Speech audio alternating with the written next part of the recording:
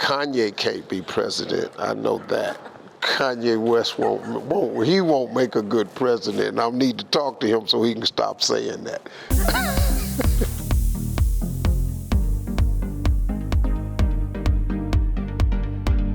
You know, I was thinking about, because I was so pleasantly surprised at the reaction that I got when I came here, I was just thinking about it, and I was talking to my wife, and I said maybe I'll come here into different regions and do like a one-man show, more like a combination of graphics and visuals, motivational, life stories, a little comedy, you know, not too much, but more of an educational experience, sharing what I've learned about success and overcoming and winning when it feels like you're losing, and visions and having your dreams come true, but do it in a real, maybe in a big graphic, you know, with a lot of graphics, because I'm a visual learner, you know. I do better when I see pictures with words. That's how I learn.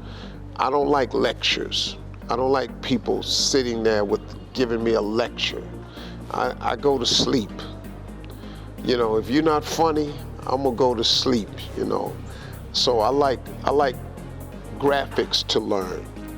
So maybe I'll put together something like that, and I'll come to a few places over here, but Lebanon wants me.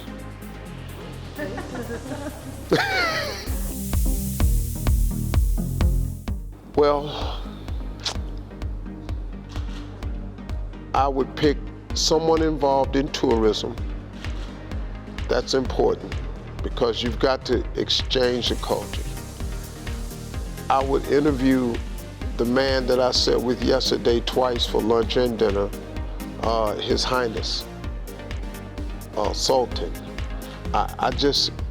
Sitting with him was so powerful for me, because he made me so comfortable with who I was, my faith, and my way of living.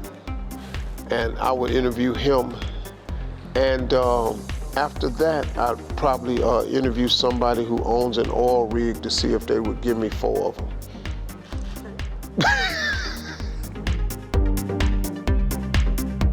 I think they're in a better position because the opportunities are there. I think there are still a lot of things that are very much the same. And I think after President Obama left office, I think we actually took a couple of steps backwards. You know, not gonna say why, just I think when President Obama left office, I think the country suffered. I think it's suffering now. And so it is a little bit more difficult, because there seems to be a climate that's brewing, that's making it okay to verbalize your racism and your bigotry about people.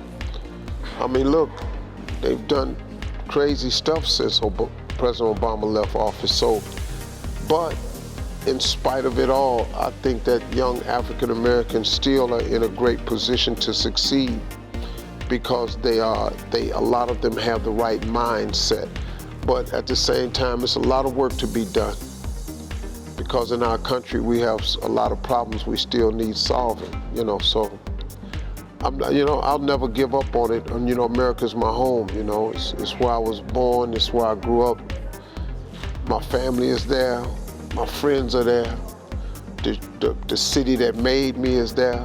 You know, I was shaped and molded on those streets, in those neighborhoods. So I still love it, you know, but I think there's work to be done. I think there's some exchange we could have globally that could brighten everybody up. Is there anything specifically that you want the current administration to do in this regard? Well, see, we can't get our administration to do nothing. No, we can't. Look at them. They on TV arguing all day. That's all they do is fight. I don't even see the government trying to help anybody except themselves. You know, it's a very, very Republican Democrat right now. Nobody's reaching across the aisles to talk. So I just try to encourage people to get themselves together, so no matter who's in the White House, you can be okay in your house.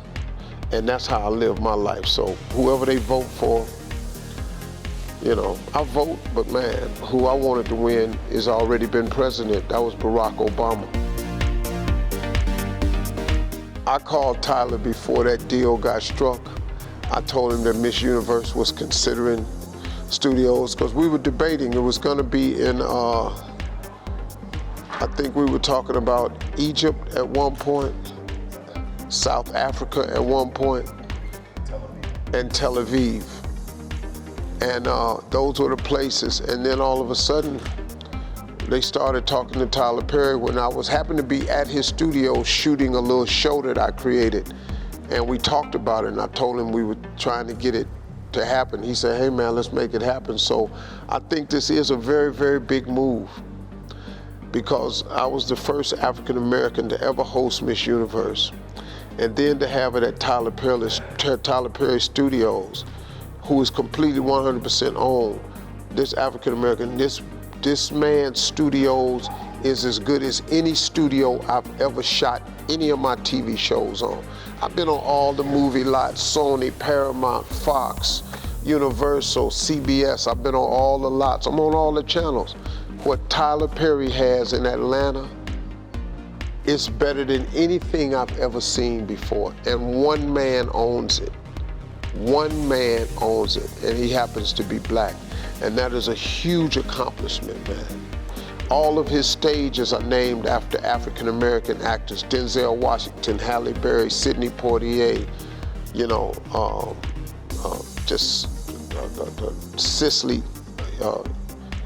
Tyson, a lot of the great African-American actors and actresses are on his buildings. It says a lot. I'm looking forward to doing it. Whenever I walk on stage, I'm nervous. I still get nervous to this day. Now, when I do Miss Universe, yeah, I'm nervous, because I don't know what them idiots gonna put on that piece of paper. You know what I mean? They put the wrong name on the paper one time. I can read. You know, I'm a very intelligent person. I read the sign, the new 2015 Miss Universe is, and he said next name on the card. I said it, Miss Columbia. When I said it, they said, great job, Steve, go to the back. Let's wrap it up. Great job, man, thanks a lot. Everybody was cool. Then they made the decision that I said the wrong name. So we fixed it, but you know, a lot of good things came out of that. It is not that you misread the name, you were told to read that particular name. I can read. I really can. It ain't that hard. It's in English. You know, the teleprompter said, and the new 2015 Miss Universe is. Where do I get that from? I can't just pull that out the sky. I read it in right in the teleprompter. Then the guy in my ear said, read the next name. The next name on the card was Miss Columbia. So when I read it, boom, that was it. It didn't work out so good. It was a lot of people mad that night, man. And the country of Colombia, them boys was hot. Colombia was hot, man. A lot of threats to my family, you know. Oh, a lot of death threats and security breaches, that people tying rocks, notes on rocks, throwing it over my gate at my house. A lot happened.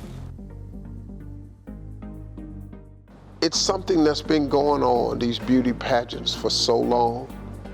They focus more now on not just beauty, but your relevance socially, how you can carry the banner.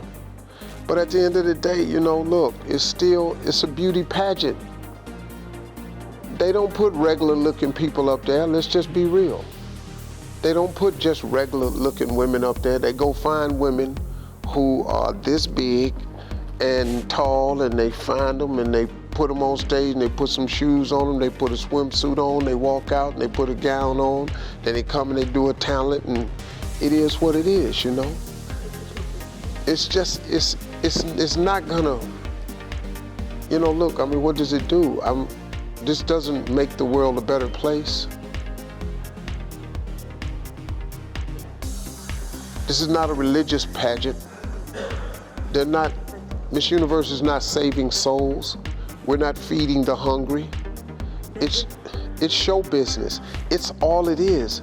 And people want it to be more than that. It's like basketball. Basketball don't save souls. It's just basketball. You play soccer. Soccer's a very popular sport. What? It's not changing the world. But they're being brand ambassadors, and they associate with big global projects and things like that. So do you think they still have some role in the society? No, that's what they say they're gonna do.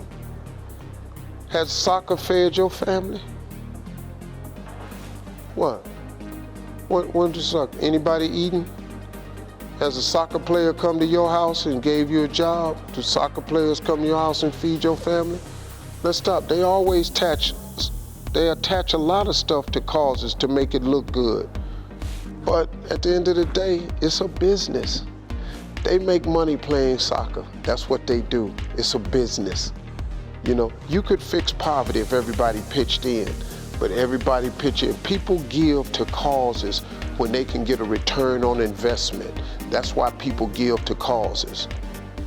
That's why, nothing else. We have to stop playing this game with each other like everybody's skipping along trying to change the world, and they not. No, that's the end of it. That Steve show on NBC will never come back. But guess what? I have a surprise. Oh yeah? I have a surprise. I got something for him. What's the project like? I'm gonna do it bigger. See, I'm more famous globally because of clips that go viral than I am because of one TV show. So why don't I just do everything viral? Huh? Why don't I just do that? Watch and see what happens.